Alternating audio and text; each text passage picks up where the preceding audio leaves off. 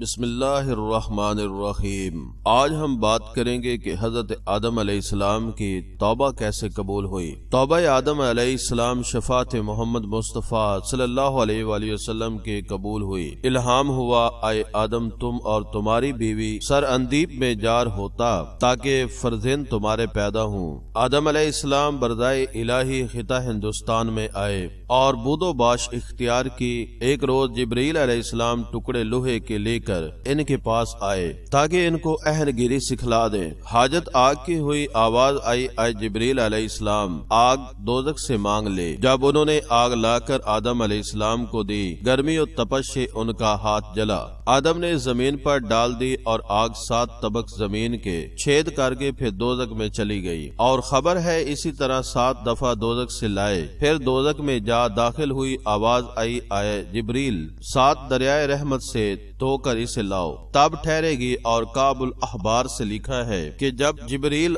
آگ لانے میں عاجز رہے تب حق تعالی کا ارشاد ہوا۔ آدم علیہ السلام کو انہوں نے پھر چماک جھاڑ کر آگ نکال لی، اور جبرائیل علیہ السلام نے ان کو اہن گیری سکھلائی اور آلات کھیتی کرنے کے درست کیے۔ جبرائیل علیہ السلام نے ایک جوڑا بیش سے بیل کا لا دیا، اور بعض نے کہا ہے 2 گائیں عین البقر سے دی، اور ایک مشت گندم بیش سے لایا اور کہا تو اپنے ہاتھ سے زراعت کر کے ان سے اپنی غذا حاصل کر۔ تب حضرت آدم علیہ السلام نے اس پر ایک لکڑی ماری۔ بیل نے کہا، اے آدم مجھ کو تو کیوں مارتا ہے؟ اگر تجھے عقل ہوتی تو اس دنیا میں تو نہ پھنستا۔ آدم علیہ السلام نے اس بات کو سن کر غصے میں آ کر اس بیل کو کہا کہ تم کہاں جاتے ہو؟ حضرت آدم علیہ السلام نے کہا کہ بیل نے مجھے سرزنش کی ہے۔ حضرت جبرائیل علیہ السلام نے فرمایا کہ جو شخص اللہ تعالیٰ کی نافرمانی کرے گا وہ رنج میں گرفتار رہے گا۔ اب تم کو رنج عذاب برداشت کرنا ہے تبھی نعمت کھاؤ گے۔ پھر حضرت آدم علیہ السلام نے دوسری دفعہ ہل جوتنا شروع کیا، اور پھر بیل گجی کرنے لگا۔ پالان گردن، جس کو ہندی زبان میں جولا کہتے ہیں، نیچے کر لیا اور کھڑا ہو گیا۔ پھر حضرت آدم علیہ السلام نے اس کے لکڑی مارے، تب بیل نے رو بسوئے آسمان کیا اور رویا۔ پس آدم علیہ السلام نے اس کو دک یعنی کہ ناراض اور تنگ ہو کر چھوڑ دیا اور چلے گئے۔ پھر حضرت جبرائیل علیہ السلام تشریف لائے اور کہا کہ کہاں جاتے ہو؟ وہ بولے کہ بیل نے عارضہ ہو کر خدا کی درگاہ میں تذرح کیا۔ حضرت آدم علیہ السلام نے کہا، خدا تعالیٰ نے تم کو سلام کہا اور فرمایا کہ تم نے بیشت میں بھی ایسا ہی کیا تھا۔ اب اس وقت تم پر اذیت ہو گئی، اگر تم بیل پر سختی کرو گے تو پھر درست نہ ہوگا۔ تم جلد باز ہو اور اپنے کام میں مصروف رہو، میں بیلوں کی زبان پر مہر کر دوں گا تاکہ وہ بات نہ کر سکے۔ تب اچھی طرح ان سے کام لو۔ پھر آدم کھیتی کرنے میں مشغول ہوئے، زمین پر گہیوں بکھیرا، وہ بار لایا اور پختہ ہوا، تب کاٹ لیا۔ یہ سب 7 گھڑی میں تیار ہو گیا۔ زمین نے کہا، اے آدم مجھے معاف رکھو کہ میں ضعیف ہوں، وگرنہ اس سے جلدی تم کو گہیوں دیتی۔ آدم علیہ السلام نے جب گہیوں کو مل کر صاف کر کے کھانا چاہا، تب جبرائیل علیہ السلام نے فرمایا کہ اول گہیوں کو پیش پانی کے ساتھ خمیر کرے، آگ میں سینک۔ تب ہوا نے ان سے تعلیم پا کر اپنے ہاتھ سے پیش کر پانی کے ساتھ خمیر کر کے روٹی پکا کر آدم علیہ السلام کے سامنے لا رکھی۔ آدم علیہ السلام نے چاہا کہ کھاوے۔ جبرائیل علیہ السلام نے فرمایا کہ ذرا تامل کیجئے، آفتاب غروب ہونے دو کہ تم روزہ دار ہو۔ جب شام ہوئی، آدم اور حوا نے ساتھ مل کر روٹی کھائی۔ پھر دوسرے روز جب اشتہا کھانے کی ہوئی تو آدم علیہ السلام نے دیکھا کہ ایک خال سیاہ سینے پر میرے نبودار ہے، اور جلدی بڑھ گیا، یہاں تک کہ 7 اندام ان کے سیاہ رنگ ہوئے اور ڈرے، اور معلوم ہوا کہ شاید مجھ پر دوسری پریشانی آ گئی ہے۔ جبرائیل علیہ السلام تشریف لائے اور کہا، تم 2 روز روزہ رکھو تو اللہ تعالی غم کو شفا کامل بخشے۔ اور ان روزوں کا نام ایام بیض ہے کہ 13ویں، 14ویں، 15ویں تاریخ ہر مہینے کی حضرت آدم علیہ السلام پر اللہ تعالیٰ نے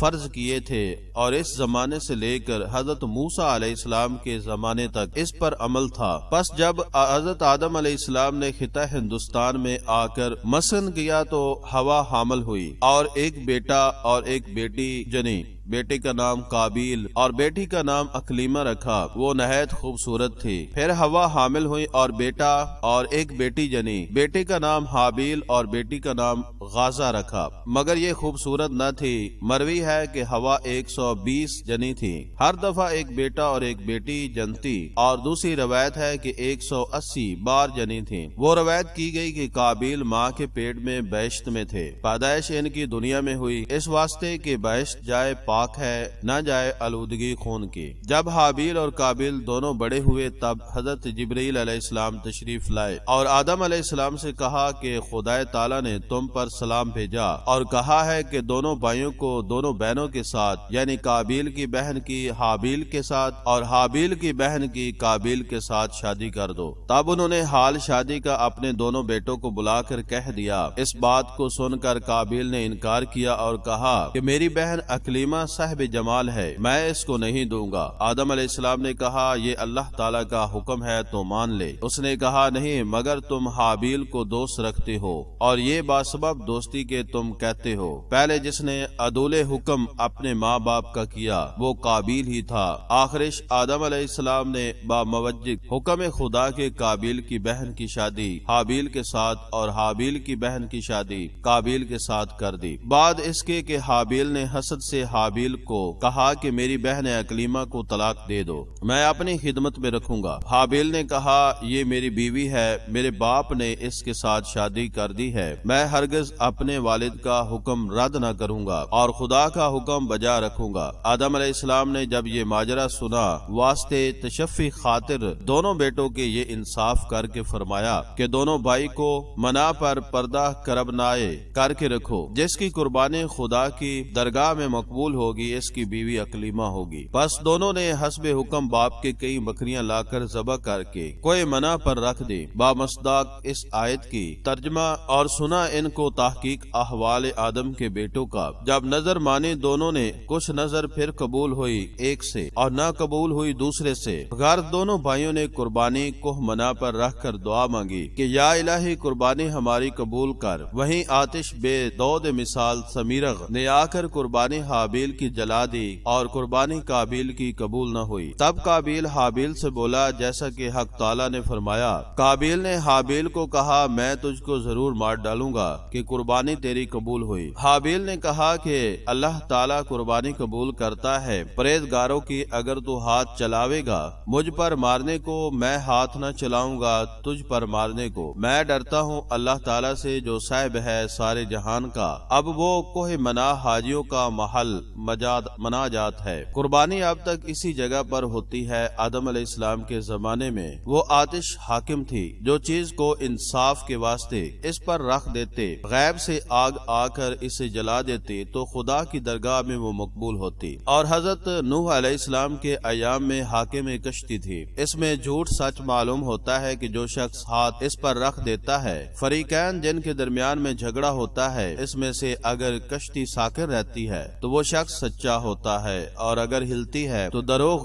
گو ہوتا ہے۔ اور حضرت یوسف علیہ السلام کے زمانے میں حاکم سا تھا جو اس پر ہاتھ رکھتا، اگر آواز نکلتی تو وہ جھوٹا ٹھہرتا اور اگر آواز نہ نکلتی تو وہ شخص سچا ہوتا۔ اور حضرت داؤد علیہ السلام کے وقت میں حاکم زنجیر تھی آسمان سے لٹکتی ہوئی، جو متخاصمین میں سے اس پر ہاتھ ڈالتا اور وہ زنجیر اس کے ہاتھ میں آ جاتی تو وہ راست گو ہوتا اور اگر نہ آتی تو وہ جھوٹا ہوتا۔ اور حضرت سلیمان علیہ السلام کے عہد میں حاکم سوراخ سومنا کا تھا، متخاصمین پر کے پاؤں اس میں ڈالتے، اگر پاؤں اس میں نہ اٹکتا تو وہ شخص سچا ہوتا، اگر پھنس جاتا تو وہ دروغ گو ٹھہرتا۔ اور حضرت زکریا کے زمانے میں قلم آہنی تھا، قلم کو ہوتا کہ نام پر اپنا لکھ پانی میں ڈال، اگر وہ پانی پر تیرتا تو وہ آدمی سچا ہوتا، اگر ڈوب جاتا تو وہ جھوٹا ٹھہرتا۔ اور جب حضرت محمد صلی اللہ علیہ وآلہ وسلم کا وقت پہنچا تب حق تعالیٰ نے ان سب احکام گزشتہ کو منسوخ کر کے گواہوں پر رکھا اور آپ صلی اللہ علیہ وآلہ وسلم کو فرمایا اے محمد صلی اللہ علیہ وآلہ وسلم، جھوٹے اور سچے کو میں خوب جانتا ہوں، جو سچا ہوگا اس کو جزا نیک ملے گی اور اگر کاذب ہوگا جزا اس کو بدلے گی۔ بامصداق اس آیت کے یہ بدلہ ہے پورا جو عمل کرتے ہیں دنیا میں۔ پس حاصل کلام حابیل و قابیل دونوں بھائی کوہ منا پر قربانی دے کر باپ کے پاس آئے۔ آدم علیہ السلام نے فرمایا اے قابیل، تیری بہن اکلیمہ اب حابیل پر حلال ہوئی اور تجھ پر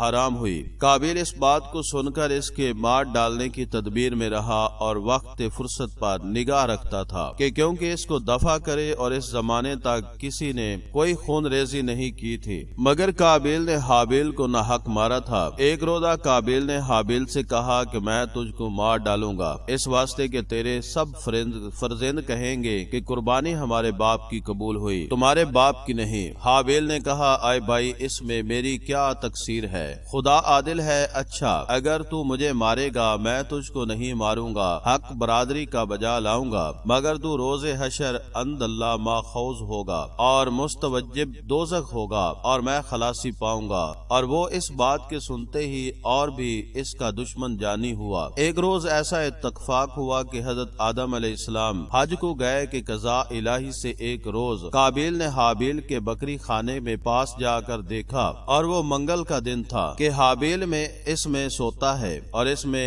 مترد ہوا کہ اس کو کسی طرح سے مار ڈالوں۔ قضاء الہی سے گریز نہ تھا۔ اس میں شیطان بصورت ایک شخص کے ایک سانپ ہاتھ میں لے کر سامنے قابیل کے آ کر ایک پتھر زمین سے اٹھا کر سانپ پر مارا، سانپ مر گیا اور وہاں سے غائب ہو گیا۔ تب قابیل نے ابلیس لعین سے تعلیم پا کر ایک پتھر زمین سے اٹھا کر حابیل کے سر پر مارا، حابیل مر گیا اور وہ مردود خدا کی درگاہ میں عاصی و کافر ہوا۔ بعدہ گد اس پر آ گرے، قابیل متردد ہوا کہ اس کا کیا کرنا چاہیے۔ آخر اس لاش کو کاندھے پر لے کر گرد و عالم کے پھرنے لگا۔ جس زمین پر لہو اس کا گرا وہ زمین شور ہو گئی۔ پس خدا تعالیٰ کو منظور نہ تھا کہ اپنے دوست کی فضیحت کرے، تب کوے کو بھیجا جیسا کہ اللہ جل شانہ نے فرمایا۔ پھر بھیجا اللہ نے ایک کوا قریتا زمین کو، اس کو دکھاوے کہ کس طرح چھپانا ہے میت اپنے بھائی کا۔ خلاصہ یہ ہے کہ دو کوے اللہ تعالیٰ نے بھیجے، وہ دونوں آپس میں لڑے، ایک نے دوسرے کو مار ڈالا۔ بعد اس کے اپنے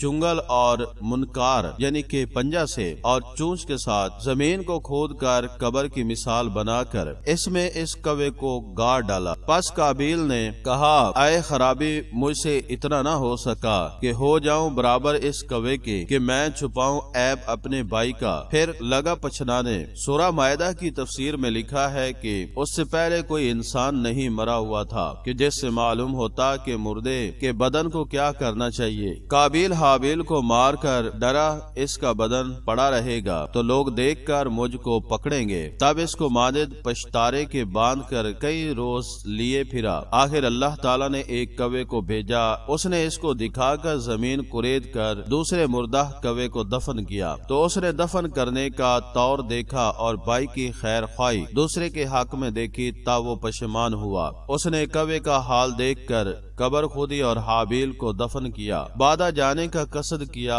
اور اسی وقت جناب باری تعالیٰ سے آواز آئی اے زمین قابیل کو داب لے۔ تب حکم الہی سے زمین نے اس کو زانوں تک داب لیا۔ جب قابیل نے روئے بسوئے آسمان کیا اور کہا خدایا ابلیس بھی تیری درگاہ میں مردود ہے، اس کو بھی زمین داب لیتی۔ آواز آئی اے ملعون ابلیس نے اپنے بھائی کی خون ریزی نہیں کی تھی۔ وہ پھر بولا خدایا میرا باپ بھی گندم کھا کر عاصی ہوا تھا، اس کو بھی زمین میں دفن کر دیتے۔ پھر جناب باری تعالیٰ سے اس پر عتاب ہوا اے مردود، تیرے باپ نے قطع صلح رحم کب کیا تھا جیسا کہ تو نے کیا؟ پھر قابیل کو سینے تک زمین نے دبا لیا۔ جب اس نے کہا کہ یا رب قسم ہے تیری کہ میں نے اپنے باپ سے سنا کہ میری توبہ اس کلمہ کی برکت سے قبول ہوئی جو میں نے عرش پر لکھا دیکھا، تو اس کلمہ کی برکت سے میرے گناہ بخش دے۔ پھر ندا آئی اے زمین اس کو چھوڑ دو، تب اس نے چھوڑ دیا۔ بعد اس کے اللہ تعالیٰ نے ایک فرشتے کو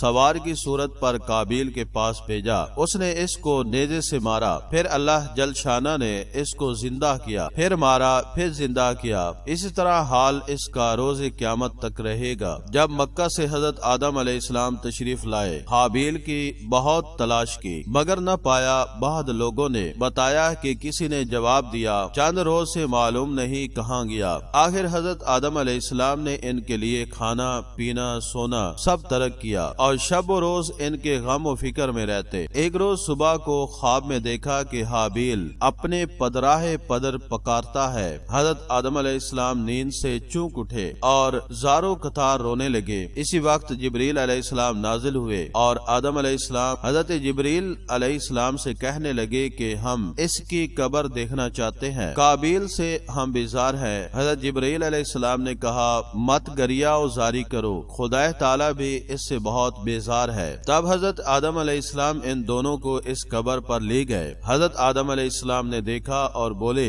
اگر قابیل حابیل کو مارتا تو خون اس کا یہاں گرتا۔ حضرت جبرائیل علیہ السلام نے فرمایا کہ اس کا لہو زمین نے کھینچ لیا ہے۔ حضرت آدم علیہ السلام نے کہا لعنت خدا کی اس زمین پر کہ خون میرے فرزند کا پی گئی۔ تب زمین نے خون اس کا اگل دیا۔ یہ دیکھ کر حضرت آدم اور حوا نے قبر اس کی کھود کر اسے نکال کر دیکھا کہ مغز اس کا نکل پڑا ہے اور خون سے تر بتر اور آلودہ ہو رہا ہے۔ یہ دیکھ کر اور بھی بہت سا دونوں روئے اور ان کے رونے سے آسمان کے فرشتے بھی روئے۔ آخر حضرت آدم علیہ السلام حابیل کی لاش کو تابوت میں بند کر کے اپنے مکان میں لائے، اور روایت کی ہے کہ ابن عباس رضی اللہ عنہما نے کہ حضرت آدم علیہ السلام نے 40 روز تک اس تابوت کو تمام عالم کے گرد پھرایا۔ جس موضوع میں وہ جاتے وہ موضوع یہ ظلم دیکھ کر روتے، اور وحوش و طیور اور پرندے بھی اس حال پر گریا و زاری کرتے اور کہتے ہیں کہ بھاگنا چاہے انسان سے کہ وہ بے وفا ظالم اپنے بھائی کو مار ڈالتے ہیں۔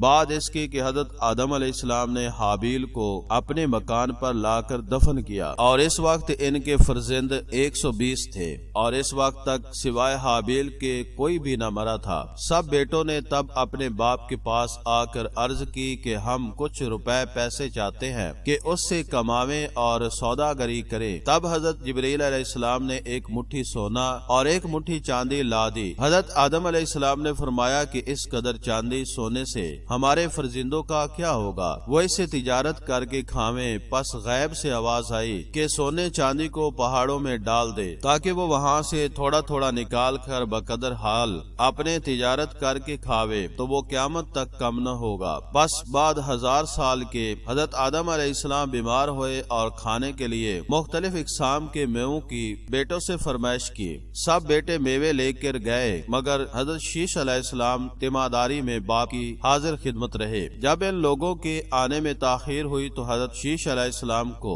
حضرت آدم علیہ السلام نے فرمایا کہ تو اس پہاڑ میں جا کر دعا مانگ تو حق تعالیٰ تیری دعا کی برکت سے میرے لیے میوے بھیجے گا۔ حضرت شیش علیہ السلام نے کہا آپ میرے والد بزرگ ہیں، آپ کی دعا مانگنے سے حق تعالیٰ اپنے رحم و کرم سے بے شک ضرور میوے بھیجے گا، اور آپ کی دعا اللہ تعالیٰ کی درگاہ میں قبول ہے۔ حضرت آدم علیہ السلام نے فرمایا کہ میں خدا کی درگاہ میں شرمندہ ہوں بیس گندم خوری کے، اور تم پاک صاف ہو۔ تب انہوں نے حسب الحکم باپ کے وہاں جا کر دعا مانگی۔ دیکھا کہ حضرت جبرائیل علیہ السلام ماں ایک طبق زری اور اس میں طرح طرح کے میوے جیسا کہ امرود، سیب اور نارنجی، ترنج اور لیمبو، انگور، انجیر اور خرپزہ وغیرہ اس میں رکھ کر، اور دوسرا طبق زر سرخ کا اس پر ڈھانک کر ایک ہور کے سر پر رکھ لائے۔ ہور اپنے چہرہ سے نقاب کھول کر سامنے حاضر ہوئی۔ حضرت آدم علیہ السلام نے حضرت جبرائیل علیہ السلام سے پوچھا یہ ہور کس لیے ہے؟ حضرت جبرائیل علیہ السلام نے فرمایا حق تعالیٰ نے اس ہور کو بہشت سے حضرت شیش علیہ السلام کی زوجیت میں بھیجا ہے، کیونکہ سب فرزند